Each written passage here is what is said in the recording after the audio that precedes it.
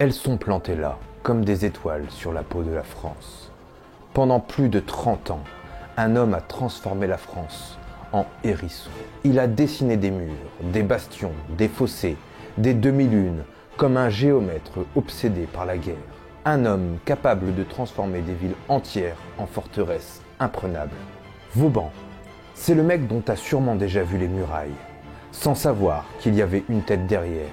Il a construit des dizaines de forteresses. Il a mené plus de 140 sièges. Bref, c'était pas un amateur. On va voir pourquoi ces murs étaient brillants, comment il a révolutionné la guerre et pourquoi aujourd'hui encore on admire ses créations. C'est pas juste de l'histoire militaire, c'est de la stratégie, de la géopolitique, du design et un peu de génie pur. Nous voilà dans l'univers de Sébastien Leprest de Vauban.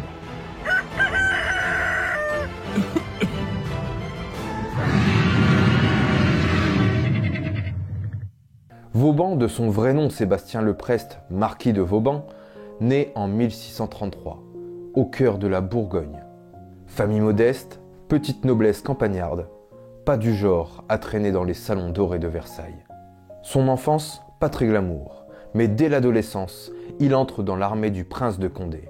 Et là, c'est la fronde, une guerre civile entre la noblesse et le pouvoir royal. Vauban a 17 ans, il prend des risques, il apprend à lire les terrains, à creuser, à mesurer, à survivre, et surtout à faire des trous dans les murs des autres. En gros, à l'époque, il est du côté des frondeurs. Mais devine quoi? En 1653, il est capturé par les troupes royales. Le roi lui fait une proposition. « T'as du talent, viens bosser pour moi. » Vauban dit oui, et il ne quittera plus jamais le camp du roi. En quelques années, ce type devient l'un des cerveaux militaires les plus respectés de France. Il ne fait pas que construire, il observe, il invente, il théorise, et il rédige des mémos, des plans, qui font halluciner les stratèges européens. Mais il ne se contente pas de gribouiller des plans dans un bureau.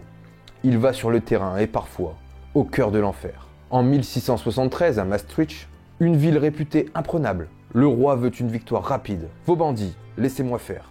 Il a un plan, comme toujours. Il dirige le siège. Il creuse des tranchées en zigzag, approche les batteries lentement, méthodiquement. Il place ses hommes. Il ajuste ses angles. Il construit la guerre, à la pelle, à la pioche, au compas. Il fait avancer ses tranchées la nuit, sous la mitraille. Chaque jour, il gagne quelques mètres. Chaque nuit, il s'enfonce un peu plus et il resserre l'étau. Le 25 juin, les brèches sont prêtes. L'assaut est lancé. C'est un carnage. Le sang coule dans les fossés. Et Vauban est blessé au front, mais debout. Encore là, à commander. 13 jours plus tard, Maastricht tombe. Le roi applaudit. L'Europe comprend. Ce type-là, c'est pas juste un ingénieur. C'est un stratège et un chef. Mais ce jour-là, un héros tombe. D'Artagnan, le mousquetaire du roi. Icône de bravoure. Il reçoit un tir en pleine gorge, juste avant la victoire. Pendant que Vauban gagnait sa place dans l'histoire, D'Artagnan y laissait la sienne. 1691, Montmélian, une forteresse plantée dans les Alpes, accrochée à une montagne, à croire qu'elle a été bâtie pour résister à Dieu lui-même. Les Savoyards la croyaient imprenable. Sauf que Vauban en a décidé autrement. Il arrive, il l'analyse. Le terrain est escarpé, glacial, quasi inaccessible. Très bien. Il fait monter ses canons à dos d'homme, centimètre par centimètre, sur les pentes. Il trace ses tranchées dans la roche. Il fait construire des redoutes sur les falaises. Il envoie ses ouvriers dans la neige. Et chaque jour, ses lignes avancent. En quelques semaines, Montmélian cède. Et même les Savoyards, rage au ventre, doivent reconnaître. Ce siège, c'était pas de la force brute. C'était de la chirurgie. Vauban, c'est pas juste un maçon qui aime les formes bizarres. C'est un ingénieur en chef, un écrivain militaire, un urbaniste avant l'heure. Il passe sa vie dans la boue, dans les tranchées, les bastions, pendant que d'autres dansent à la cour. Et attention, il fait pas les choses à moitié. Plus de 180 fortifications, 140 sièges, des dizaines de milliers d'ouvriers, de plans, de rapports. Ce gars dort peu et travaille tout le temps. Il est obsédé par l'idée de rendre la guerre plus intelligente et moins meurtrière. Mais alors, pourquoi ces forteresses étaient-elles aussi redoutables? Parce que c'est pas juste des murs, c'est du génie géométrique, des angles morts calculés au millimètre et un système défensif qui rend fou n'importe quel envahisseur. À première vue, on dirait une étoile. Mais en réalité, c'est une arme, une œuvre d'art militaire, un casse-tête pour n'importe quel envahisseur. Voici la forteresse à la Vauban. Avant Vauban, les murailles, c'était ça. Grandes, hautes, fières. Mais avec l'arrivée de l'artillerie, être grand, c'est être une cible. Vauban, lui, rase tout. Il fait des murs bas, épais, inclinés, moins visibles, plus résistants, presque invisibles dans le paysage. C'est pas de la déco, c'est du camouflage. Ensuite, il invente le génie géométrique, les bastions, des coins pointus qui dépassent des murs. Pourquoi ? Pour couvrir les angles morts. Chaque point peut tirer sur l'autre. Pourquoi n'a-t-il pas vérifié les angles morts ? Si t'attaques un mur, t'es forcément pris dans une croix de feu. Tu t'approches, tu crèves. Vauban, il aime pas les forteresses en un seul mur. Il construit des couches successives, comme un oignon, fossé sec, glacis, demi-lune, ravelin, tenaille. Chaque obstacle ralentit l'ennemi.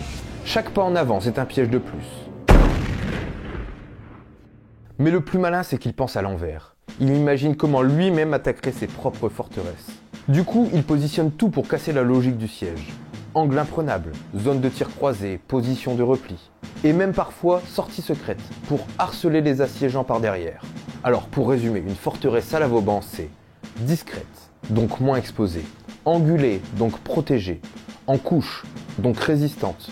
Et surtout, pensée comme un piège à retardement. Tu veux attaquer une forteresse de Vauban ? Bonne chance. T'as plus de chances de te perdre dans ce système géométrique que de rentrer dans la ville. Vauban a construit ou modernisé plus de 180 forteresses à travers tout le royaume. Certaines à la frontière pour défendre, d'autres à l'intérieur pour dissuader. C'est un réseau défensif complet, pensé comme un bouclier géopolitique. Mais alors, si ces forteresses sont si parfaites, pourquoi est-ce qu'on les considère aujourd'hui comme de magnifiques musées et non comme des bastions imprenables ? Pendant 2 siècles, les forteresses de Vauban ont fait trembler l'Europe. Mais aujourd'hui, elles font surtout rêver les touristes. Alors, qu'est-ce qui a cloché ? Le premier problème, c'est que la technologie n'a pas attendu Vauban. À peine ces murs sortaient de terre, les canons devenaient plus puissants. Les obus explosifs remplaçaient les boulets pleins. Et les tirs à longue distance rendent les fossés inutiles. Les forteresses, même bien conçues, finissent par être contournées ou pulvérisées à distance. Plus besoin de se rapprocher. On tire, on rase, on avance. Construire une forteresse à la Vauban, c'est long, très long. Plusieurs années, parfois plus de 10 ans. Mais les guerres, elles changent vite. Les frontières bougent, et parfois une forteresse flambant neuve devient totalement inutile. Ça arrivait plusieurs fois, les chantiers se terminent, et entre-temps, le traité de paix est signé. Résultat, des murs impeccables pour une guerre qui n'existe plus. Un autre des soucis, c'est l'argent. Chaque forteresse coûte une fortune. On parle de millions de livres tournois de l'époque. Des milliers d'ouvriers, des matériaux rares, des années de salaire, pour des murs qui parfois ne servent qu'à dissuader. Au XVIIIe siècle et au XIXe siècle, la guerre devient mobile.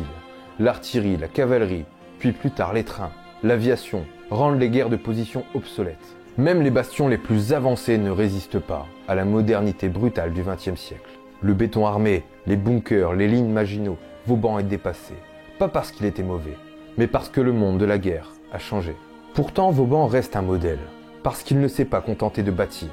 Il a réfléchi, théorisé, transmis. Son esprit vif hante encore l'architecture militaire, l'urbanisme, et même dans l'idée moderne de la défense intelligente. Ce qu'on ne peut pas défendre par la force, on le protège par l'intelligence. Et le plus fou, c'est que Vauban, c'était pas juste un bâtisseur de murs. C'était un bâtisseur de société. Il passe sa vie à observer la guerre, les sièges, la misère, les blessés, les morts inutiles. Et il finit par se dire, et si les vrais problèmes, ce n'étaient pas les ennemis, mais le système ?